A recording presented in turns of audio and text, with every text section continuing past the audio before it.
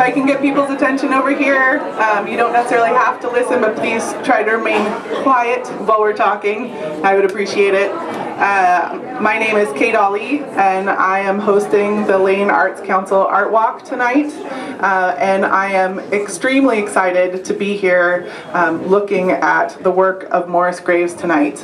Before I get into that, I want to quickly thank our sponsor, Pacific University College of Education, for sponsoring us tonight, and please visit their open house tonight at 40 East Broadway, Suite 250.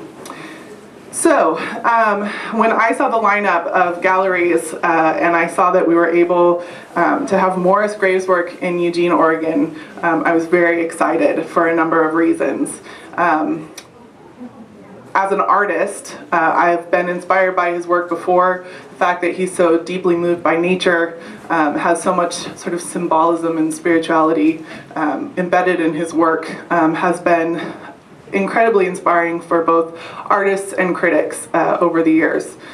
He is a Oregon native, and there is so much to say about him, but lucky for you, we have a lot of experts here to talk about that. Really the first time that his work has been made available in Oregon. He has a representation in New York, New York, the Schmidt-Bingham Gallery, and Woodside Brassage in Seattle, but nothing here in Oregon. So that's a real unique opportunity for us to have access to this work. We can see it, right, at the Jordan Schnitzer Museum, but the fact that it's for purchase here is very exciting for the city of Eugene. So now I would like to hand this microphone over to Dick Easley so he can introduce both the work and the number of people here who are experts on Morris Graves. Thank you so much, Kate, and thank all of you for joining us this evening for what we consider really an exciting opening. As Kate has mentioned, this is a first for Oregon, and certainly a first for White Lotus Gallery. We are excited and proud to be cooperating with the Morris Graves Foundation in order to bring this work and offer it in the marketplace. Now, rather than Dick Easley try to explain Morris Graves' work, I would like to call upon people who know a lot more about it than I do. Primary among that group of experts is Robert Yarber and his wife Desiree Yarber. Robert met Morris Graves in 1973. He became his assistant and companion until Morris's death in 2001. If there's anybody that knows Morris Graves, it's Robert Yarber. Robert became heir to the Graves estate and unselfishly turned the property and the inheritance over to the Morris Graves Foundation.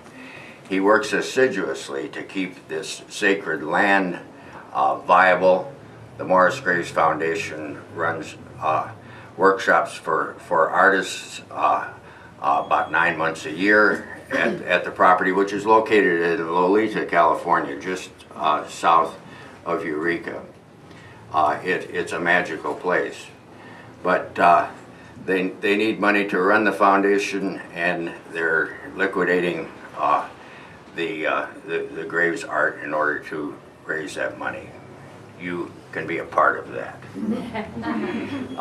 Without boring further, I'd like to introduce Robert Yarber and Desiree, who will answer questions and make some comments. I also would like to mention that there's a remarkable book of Morris Graves' selected letters, which was co-edited by Larry Fong and Vicki Halper. The book is available for sale. Larry is autographing the books, and I would say that after all the study that I put into to Morris Graves and his work, I only began to know the man when I read Larry and Vicki's selected letters. The archives, by the way, are in the possession of the Knight Library. Robert was kind enough to donate those that archival material to the University of Oregon. Robert, carry on. Okay. Thank you, Dick, and thank you, HB. It's so grand to be here in Eugene and to see all these incredible people. Morris, and here's my wife also, Desiree. And here we are. We've come out of the woods into civilization now to say a few words to you. And one thing I want to tell you about Morris is that he said, my first interest is in being, and along the way I'm a painter. So remember that our life, what we do with it, is even more important than even the paintings or the sculpture. Whatever we do, that's just a kind of a byproduct. And how we live our life is the most important thing. And I know from Morris's life, one of the first things that was so important with him was taking care of the earth. And I think that's the job of the artist of the 21st century, is to care for the earth and to heal it.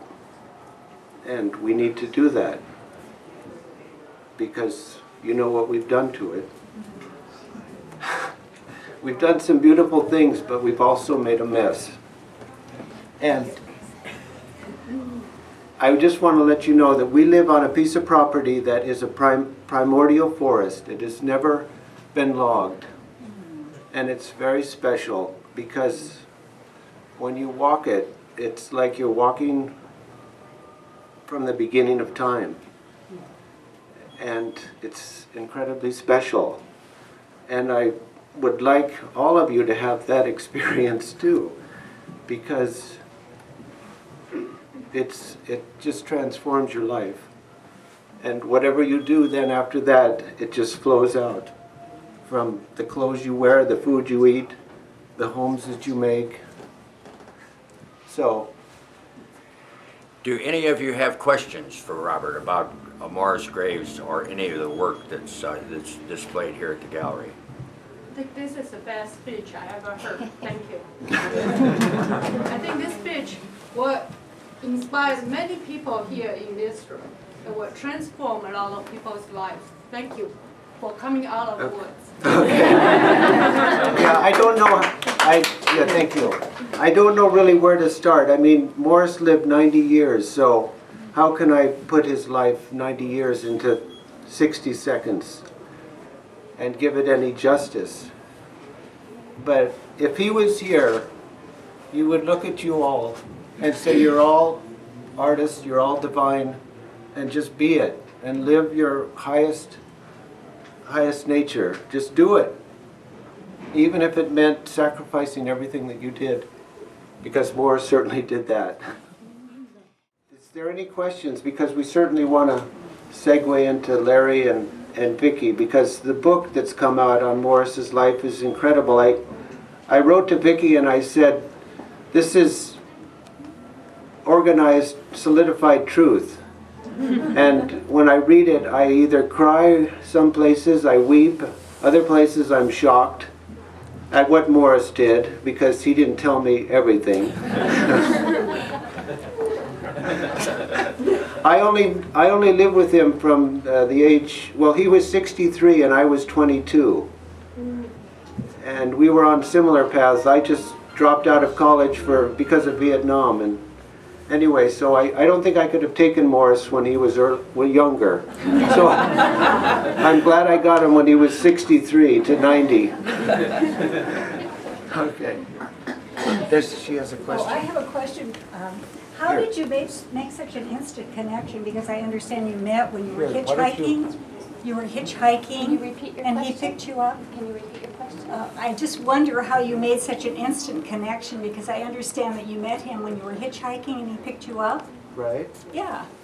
And how Oh. he knew instantly that there was something that you became friends and then later developed into a different... Okay. She asked how what kind of chemistry, how did we, when Morris picked me up hitchhiking, how did we instantly know that we were destined to be together for the rest of our life? Well, everybody's been in love, haven't they? Okay, so you know what it's like then when you look into somebody's eyes. Except I knew immediately. And I remember when I met him, and I just knew, and then he took me up to the lake, and I remember I took off all my clothes and jumped in the lake. And I stayed with him to the very end. And it was a beautiful death. Did he travel to Japan? She asked, did he travel to Japan? Yeah. Yes, he did. He got expelled from high school, and the next day got a job on the Dollar steamship line and was headed for Japan. So he was there in 1927. No cars. And when he arrived, it was in the spring, and there was, on the thatched huts of the people's homes, there was irises in full bloom on the ridges. And he said, this is the way to live. Yes? What was Morris's relationship to Buddhism? She asked, what was Morris's relationship to Buddhism? Well, it wasn't as heavy as what the critics say. Morris was not a practicing Buddhist. He wasn't a practicing Zen. Morris said he was more involved with contemplation instead of a regular orthodox practice. So he said from Buddhism he learned that all is in the mind. And from Shinto and he learned that all is alive. And from Vedanta he realized that within the illusion is the real. So that's kind of it in a nutshell. But he admired Buddhism, but he practiced in his own way. He was his own religion. And he would say that to everybody that you're your own religion. Don't get caught in organized religion. Be your own religion. Okay. Any other questions? It's just getting good. Well, great. We'll be here in the gallery, so please come up and ask us questions, especially about the art. Robert loves to talk about Morris's paintings and drawings, and he can give you some real insight if you'd like to hear that. Thank you very much. Thank you all. Good to see you.